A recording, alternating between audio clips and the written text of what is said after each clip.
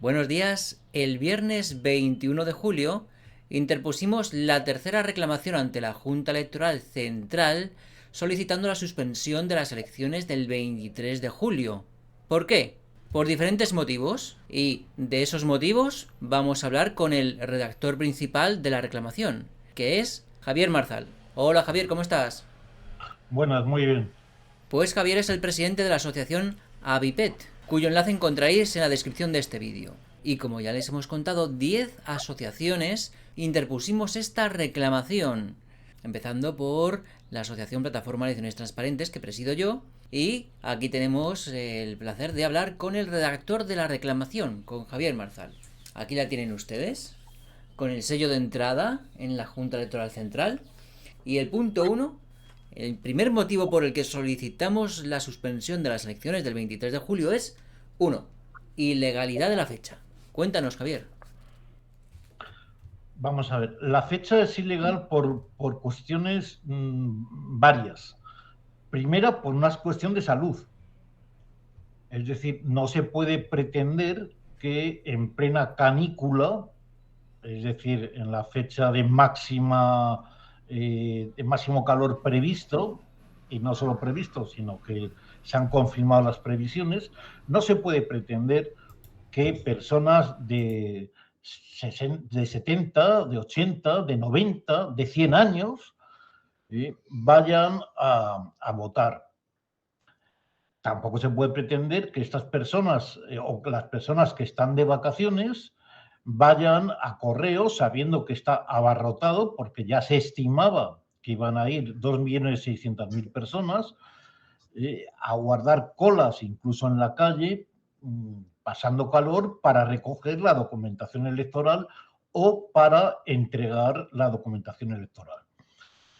Bien, y en este sentido se podría decir incluso que ha habido un genocidio intencionado de toda esta gente mayor, de gente con enfermedades crónicas, que se les obliga a hacer estas acciones con un calor mortal, como lo ha definido la propia Organización Mundial de la Salud, y parece que lo que quieren es quitarse pensiones y quitarse enfermos crónicos porque salen muy caros. Y esto no es descabellado después de las cosas que han pasado en los últimos años. Bueno, pero además de esto, hay una razón legal que la dice la Comisión Europea. La Comisión Europea, en su Código de Buenas Prácticas en materia electoral, dice en su primer artículo, dice que el voto postal solo se debe permitir cuando el servicio postal sea seguro y fiable. Vamos a quedarnos con eso porque luego vamos a ver que Correos no es ni seguro ni fiable. Luego además dice, el derecho a votar mediante voto postal puede estar restringido a la gente que está en el hospital, la cárcel, a personas con movilidad reducida o a lectores residentes en el extranjero. Lógicamente, no es el caso de la mayor parte de los más de 2 millones de votantes por voto postal. Y por tanto, la fecha es absolutamente ilegal. Bien, pues vamos a pasar al punto número 2, que es cambios en la regulación del voto por correo. Cuéntanos, Javier.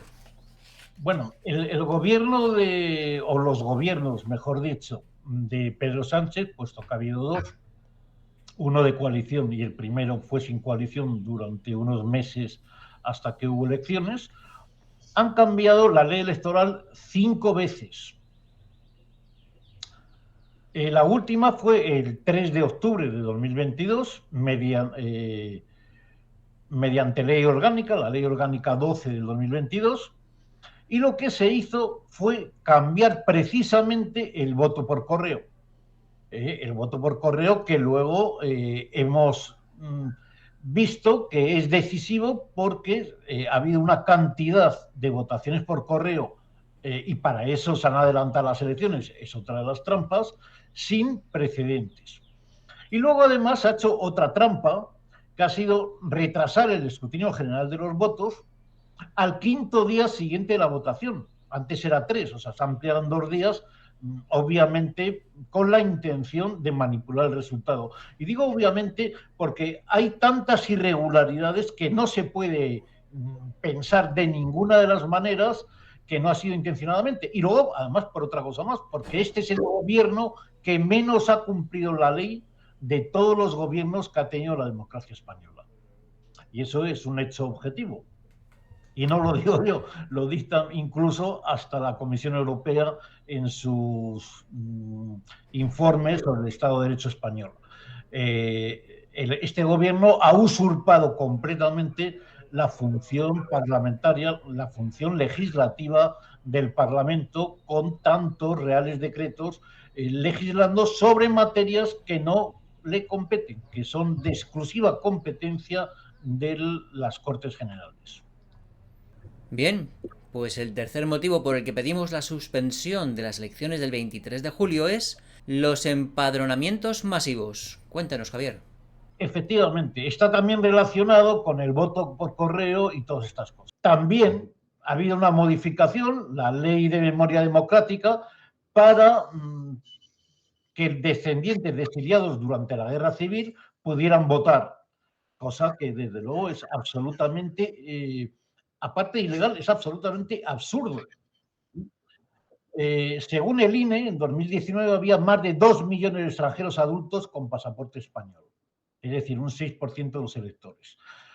Pero esto es absurdo, ¿en qué sentido? Bueno, que si tú no has nacido en España y no has vivido en España, seas o no seas descendiente de exiliados de la guerra civil, es decir, de personas de hace por lo menos 80 años, pues parece que tiene poco sentido que te dejen empadronarte para votar y para conseguir subsidios y todas estas cosas que ofrece el gobierno. La Junta Electoral, de hecho, ya investiga altas injustificadas en el censo de 53 pueblos, que este dato se ha dado mal en los medios de comunicación en general. El INE, esto lo miré yo en su día, fue el censo de 37 municipios, perdón.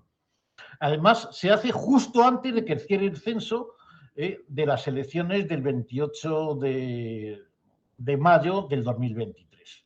En algunos casos el censo ha aumentado más de un 60%, es decir, aquí hay una falsedad absoluta en los electores, es decir, la gente que tiene derecho al voto. El quinto motivo por el que pedimos la suspensión de las elecciones del 23 de julio es que... El cuarto motivo es la sustitución del presidente de Correos, que está relacionado con todas las barbaridades que ha hecho Correos.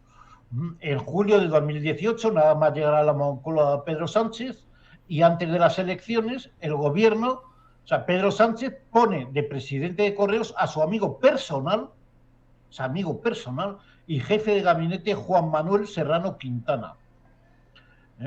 Entonces, bueno, parece que es obvio que pone a su amiguete para hacer los chanchullos que vamos a describir luego a continuación.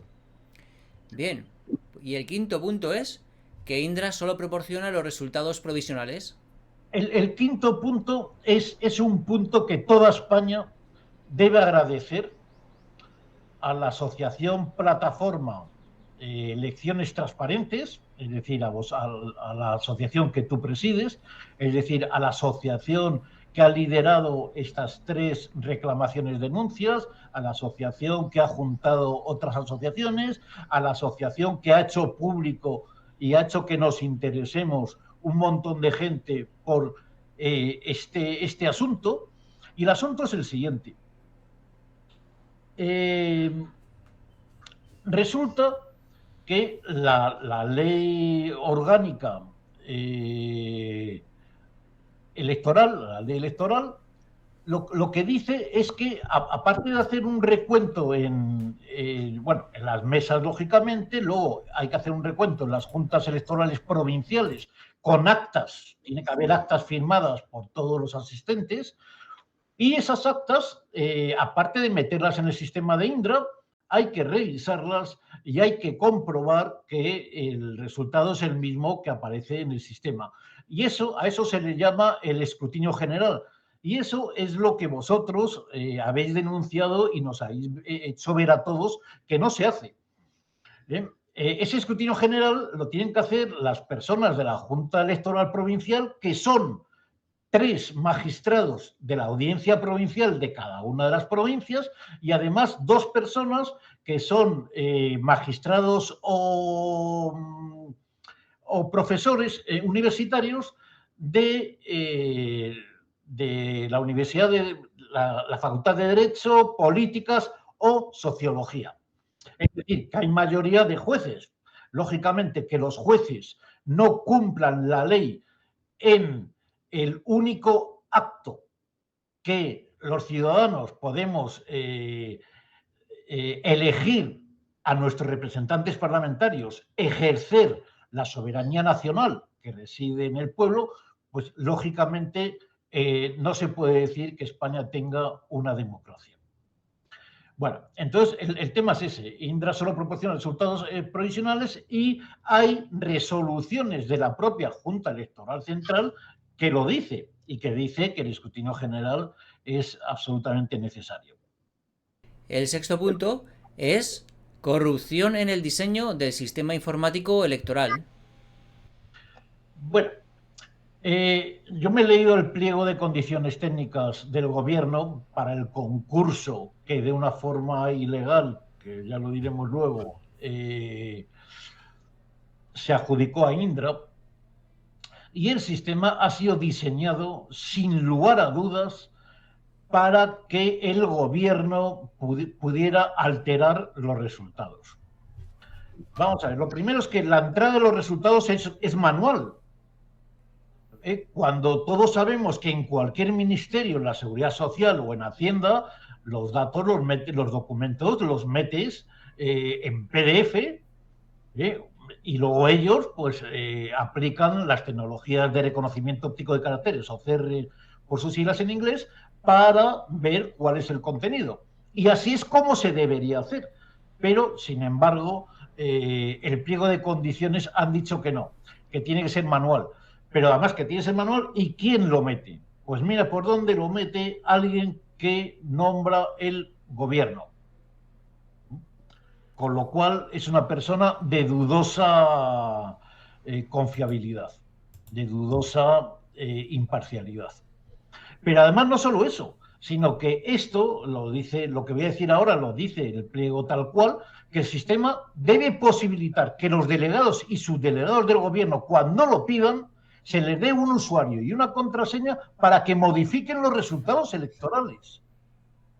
O sea, es alucinante. Y luego además el sistema, que eso no lo puse aquí, el sistema debe refrescar los datos, pues no me acuerdo si es cada 2 minutos, de forma que el gobierno sepa el resultado y vaya amañando el resultado a medida que le venga bien. Y lo que decimos, puesto que esto fue la segunda reclamación, lo que decimos es que se tenga aquí reproducida íntegramente la reclamación antedicha. Y de esta forma evitamos que si la reclamación antedicha o anterior ha sido archivada, ahora que es un contexto más amplio, volvería otra vez a tener que revisarlo la Junta Electoral Central. Bueno, lo mismo pasa en el punto séptimo, en el punto siguiente, que hablamos de irregularidades, por no decir fraude, de las elecciones del 28 de mayo de 2023. El fraude ha sido lo mismo que en estas generales, doblemente, bueno, o triplemente. Por un lado, se ha empadronado a gente que nunca se debería empadronar. Por otro lado, se ha hecho un voto postal con cifras exageradas y un sistema poco confiable. Y por último, pues todas las irregularidades que estamos hablando de Indra para que el gobierno decida cuántos votos tiene cada uno, sin tener en cuenta las actas, sin tener en cuenta nuestros votos y sin tener en cuenta, como es lógico, por este gobierno, la soberanía nacional. Bien, el punto 8 es volumen del voto por correos. Bueno, el volumen como ya se esperaba por ser vacaciones y por todo lo que hemos dicho de empadronar a un montón de extranjeros y los fraudes en el INE, etcétera, etcétera, pues ha sido absolutamente brutal. Correos ha recibido 2.622.808 solicitudes de voto por correo. Hay que tener en cuenta que la única vez que se ha aproximado un poco, o la segunda vez que más votos ha habido por correos, fue en 2016, que fueron 1.159.273. Es decir, más o menos se ha multiplicado por 2,5 el número de votos. Y si nos centramos en 2023, en mayo se recibieron 1.082.030 solicitudes. Es decir, se han multiplicado por más de 2,5 también.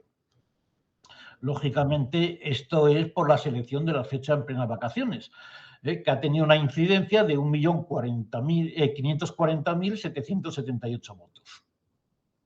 Y el punto 9 sería: el gobierno traba la actividad de correos. Sí, pues por si fuera poco todo esto, el 11 de mayo del 2023, es decir, un par de semanas antes de las elecciones autonómicas y municipales de mayo de este año, el gobierno saca el Real Decreto Ley 4 del 2023, en la cual dice que prohíben trabajar al aire libre cuando existan alertas de nivel naranja o rojo por parte de AEMET, la Agencia Estatal de Meteorología. Para que nos hagamos una idea de qué significa esto, es decir, que por ejemplo, los carteros no pueden trabajar si hace demasiado calor. Lógicamente, si las elecciones son el 23 de julio y hay que repartir en julio, es obvio que iba a hacer demasiado calor. Pero fíjate que en julio del 2022, el año pasado, AEMET lanzó 713 alertas naranjas o rojas. Esto lógicamente es una traba para que no se pudieran entregar la documentación electoral, que es exactamente lo que ha pasado y denunciamos más tarde. Y por cierto, los medios en general han mentido con todo este asunto. El punto 10 es: correos, entrega de la documentación electoral. Bueno, sobre la entrega de la documentación electoral ha habido un montón de irregularidades, pero lo primero que hay que tener en cuenta es que, lógicamente, por las fechas en las que hay que entregar la documentación electoral, el 25% del personal de correos está de vacaciones. Y, por tanto, si ya era una barbaridad entregar 2.600.000 documentación, que luego han sido más, pero esa era la previsión que habían dado los sindicatos, pues lógicamente, si encima Correos tiene la cuarta parte de su personal de vacaciones, pues ya hace imposible la entrega de documentación. Bueno, ya por resumir el tema, porque son muchísimas irregularidades por parte de Correos, incluso han falseado los datos del número de contratados según los sindicatos, pero han ampliado. Bueno, yo lo que diría es que, bueno, el propio presidente Correos, ante la oleada de críticas, obligó a dejar de informar a los medios de la situación, y a los medios y a los sindicatos. Les dijo que no podían informar de la situación.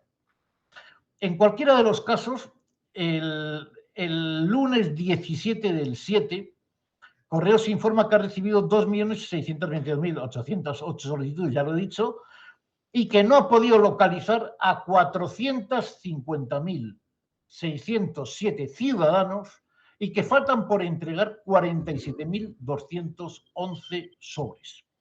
Luego aquí ya tenemos que cerca de 500.000 de ciudadanos se les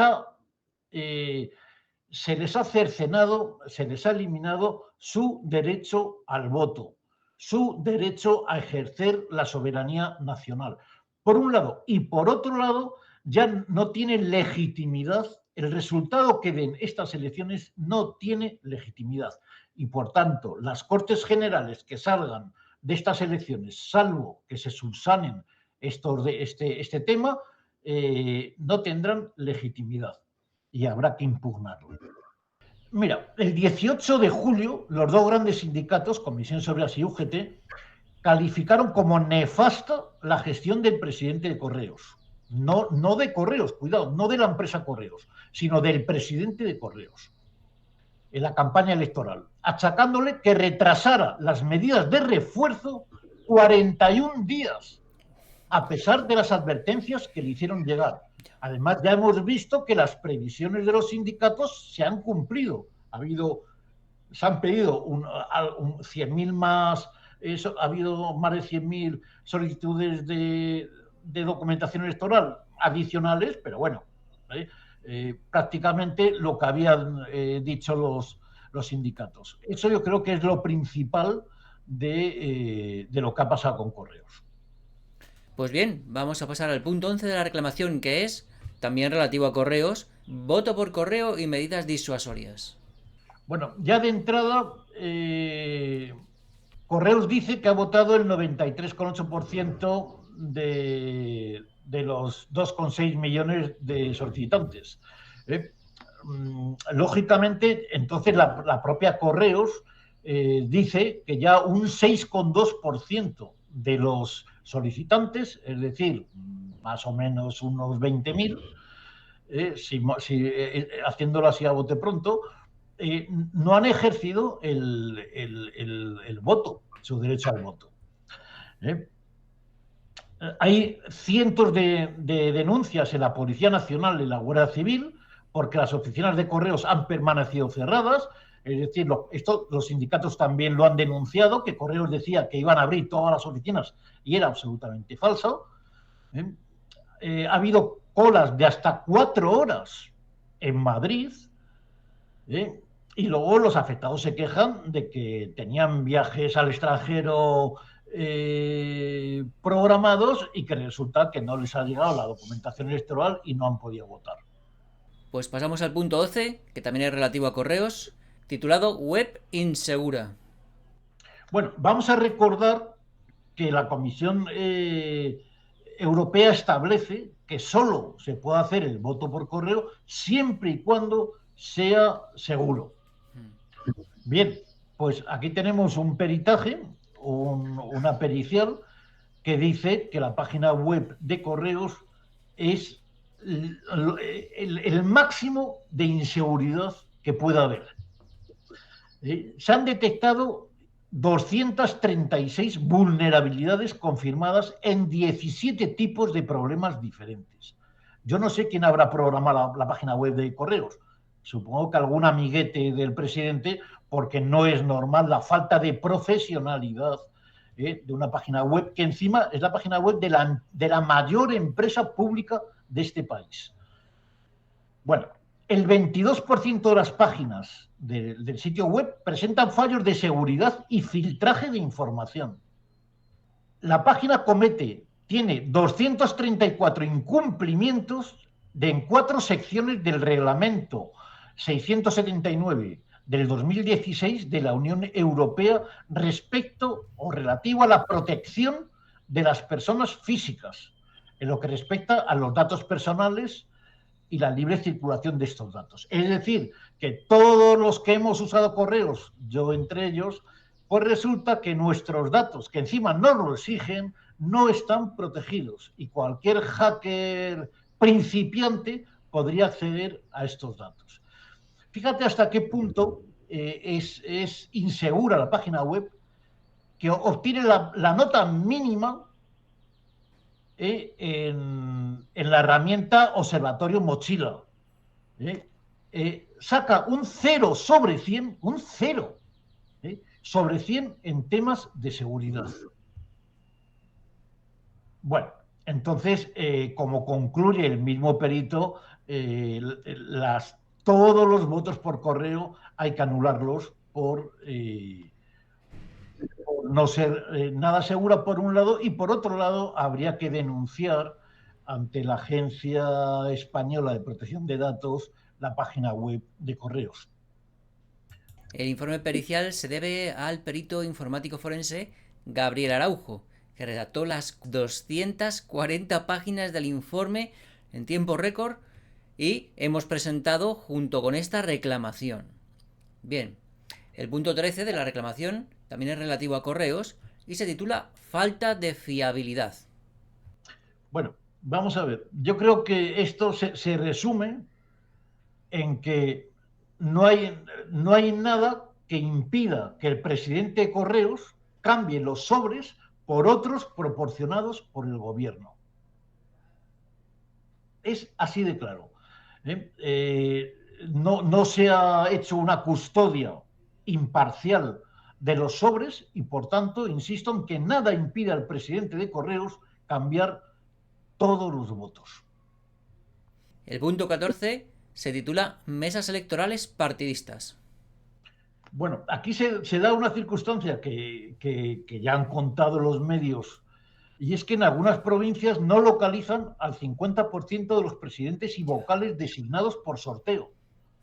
Y aunque la ley, como siempre, la ley española siempre prevé hacer una trampa, dice que si no se presentan, por ejemplo, porque la policía les impide presentarse, por poner un caso, la policía de Marlaska, que es el gobierno, vamos a suponer que impide a los presidentes y vocales presentarse.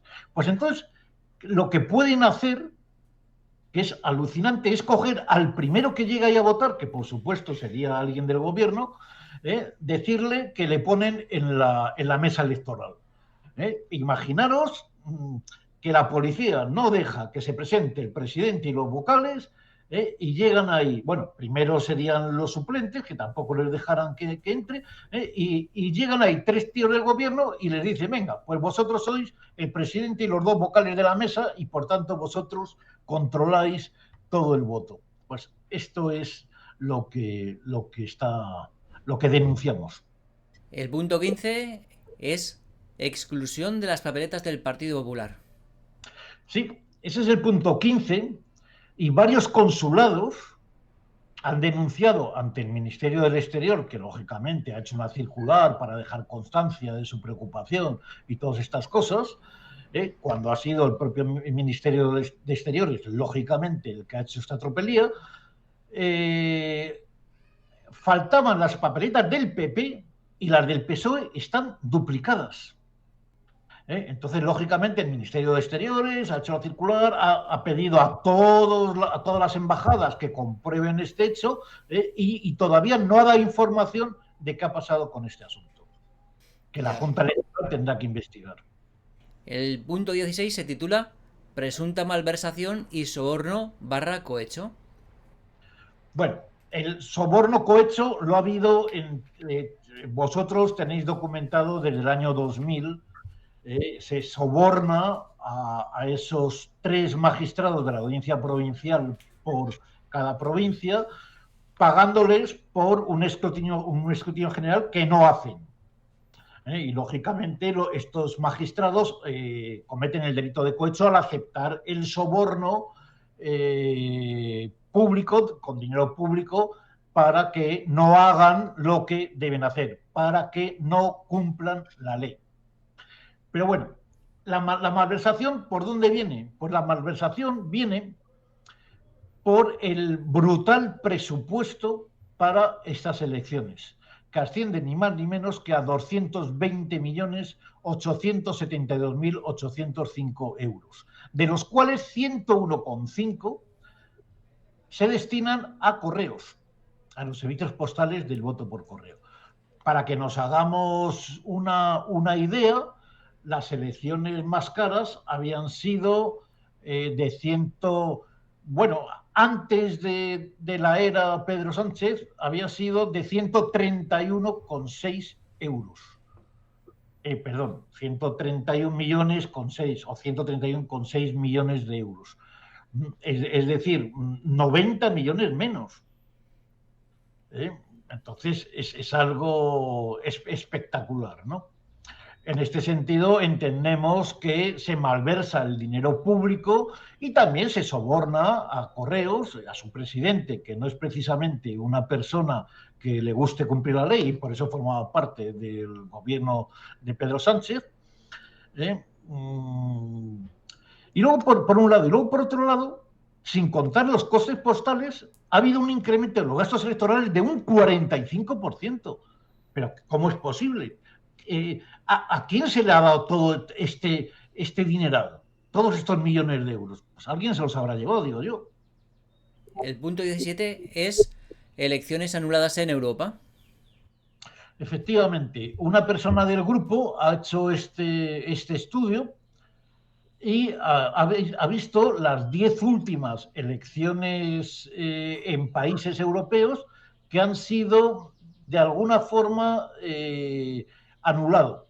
Se ha anulado un voto por correo, se ha anulado alguna cosa y se han tenido que repetir. Sí, falta por incluir la anulación de las elecciones de Austria hace pocos años, donde por motivos de irregularidades en el voto por correo, como aquí en España, se anularon las elecciones y se tuvieron que volver a repetir, ¿eh? En Austria. Sí, estas 10 son solo del 2019. Y Austria, que desde luego que más quisiéramos nosotros, tener la renta per cápita de Austria, tener el nivel de corrupción de Austria, o tener la imagen internacional de Austria. Pues el 18º punto se titula Sanciones. Sí, la ley electoral tiene previsto sanciones en el caso de incumplimientos de la ley. Pero además estas sanciones también están en ciertas normas internacionales, destacando las directrices conjuntas para prevenir y responder al uso indebido de recursos administrativos durante los procesos electorales, que es un conjunto de reglas de la Comisión Europea publicado en 2016. Lo principal es que dice que sean ejecutables, proporcionadas y disuasorias. Y esto lo hemos puesto porque es absolutamente vergonzoso que una de las veces que han sancionado a Pedro Sánchez la hayan sancionado con 500 euros nada más. Por eso ahora mismo tiene otro procedimiento sancionador, que también hay otra persona del PP de Castilla y León que tiene otro procedimiento sancionador. Hacemos mención a estos dos procedimientos que están ahora mismo en curso para que tanto al uno como al otro se les sancione de forma proporcionada y disuasoria, que no puede ser de ninguna de las maneras con 500 euros que encima pagarán los propios partidos políticos, es decir, con dinero público. Y ya el punto 19 son las conclusiones.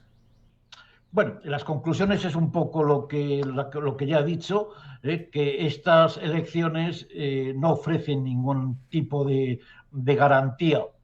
El resultado, por un lado, y por otro lado, pues que no han respetado la regla principal del sufragio universal, es decir, que todo ciudadano mayor de edad y que esté empadronado tiene derecho al voto. Y eso es lo que hay. Y por último, el apartado de solicitudes.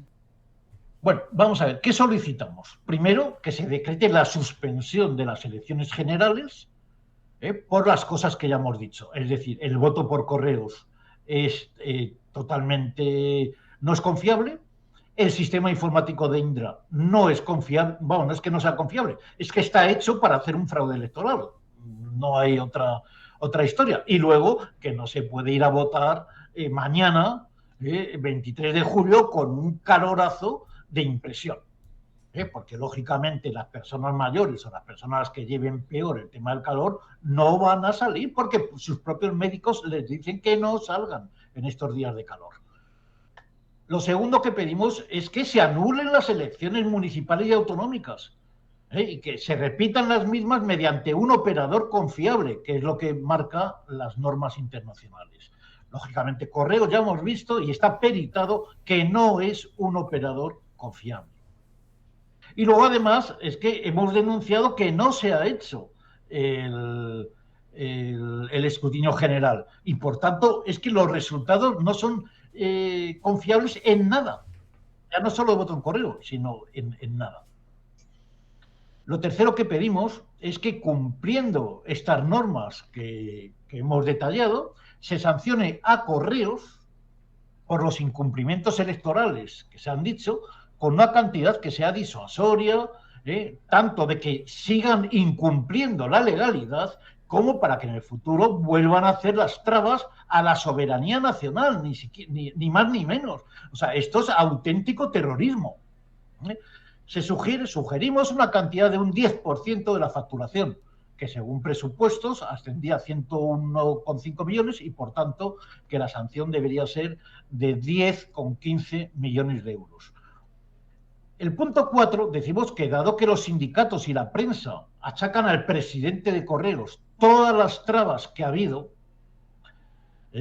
también hay que disuadirle, y además que como este es el presidente Correos con un sueldo más alto de la historia, ni más ni menos 208.513,18 euros se lleva este individuo, pues que se le sancione con 100.000 euros, que entendemos que es una cantidad razonable. Lo mismo que se sancione a todos y cada uno de los miembros del Consejo de Ministros, es decir, el presidente, los vicepresidentes y los ministros, por convocar las elecciones para el 23 de julio, por un lado, siendo un atentado absoluto contra la salud, como mínimo, sino un genocidio, y luego, pues, ha provocado la avalancha para colapsar Correos, en fin, y todas estas trampas, además del diseño del sistema de Indra, que por cierto aquí no lo decimos, pero bueno. Como puede ser, sugerimos 100.000 euros para el presidente y 50.000 euros para el resto. Y además dejamos constancia de que estos individuos, muchos de ellos, viven a gastos pagados, con casas y coches oficiales. Y no solo con casas, sino es que encima el Estado paga los gastos de las casas. O sea, ya es un descaro absoluto. Y luego alimentación pagada, y no solo alimentación pagada, sino alimentación, ya sabemos, mariscada para arriba, mariscada para abajo, los mejores restaurantes, invitando a sus amiguetes, familiares, etcétera. Y esto es lo que hacen, ¿no? Y por tanto decimos que es que ni siquiera alcanzan la cantidad que ganan oficialmente, dejando entrever lógicamente la cantidad de dinero que se llevan con la corrupción. Por último, decimos que en virtud del artículo 262 de la Ley de Enjuiciamiento Criminal, que la Junta Electoral ponga en conocimiento de la Fiscalía General del Estado, es decir, denuncie los hechos aquí denunciados, para evitar que se cometan los delitos derivados de los mismos mañana en las elecciones, o también para que los magistrados de las audiencias provinciales hagan el escrutinio general, porque si no, lógicamente cometerían varios delitos. Y esta es la denuncia. Pues sí, esta denuncia la ha redactado Javier Marzal y la hemos firmado las siguientes asociaciones: la Asociación Plataforma Elecciones Transparentes, la Asociación Víctimas de los Profesionales del Estado de Derecho, AVIPET, que preside Javier Marzal, la Asociación Hazte Oír, la Asociación Europea contra la Corrupción, AECC, la Asociación Units per la Veritat, la Asociación Democracia PP, la Asociación Reconquista, la Asociación Policías por la Libertad, la Asociación Unidos por la Vida y la Asociación Guadalajara Despierta. 10 asociaciones en total que hemos interpuesto esta reclamación ante la Junta Electoral el viernes 21 de julio, solicitando la suspensión de las elecciones del 23 de julio. Javier, ¿qué pronosticas? ¿Crees que nos van a hacer caso? ¿Cómo lo ves? Bueno, es difícil. El pronóstico, desde luego, es muy difícil.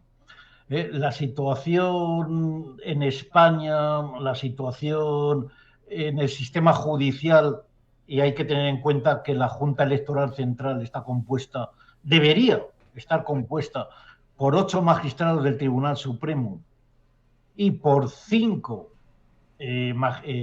catedráticos o profesores universitarios de las 3 facultades que he dicho. Resulta que no sé por qué, aunque supongo por qué, hay 6. Hay 6 profesores o catedráticos. Supongo que para pagar favores. Debe ser que debían favores a los 6. Pero una vez más, igual que en las juntas electorales provinciales hay mayoría de magistrados, aquí también hay mayoría de magistrados. 8 contra 5, bueno, 8 contra 6. Y además son magistrados del Tribunal Supremo, es decir, personas que están acostumbradas a no cumplir la ley.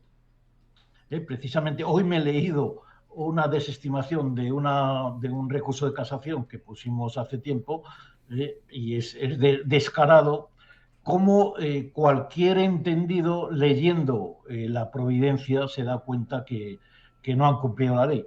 Insisto que es lo habitual.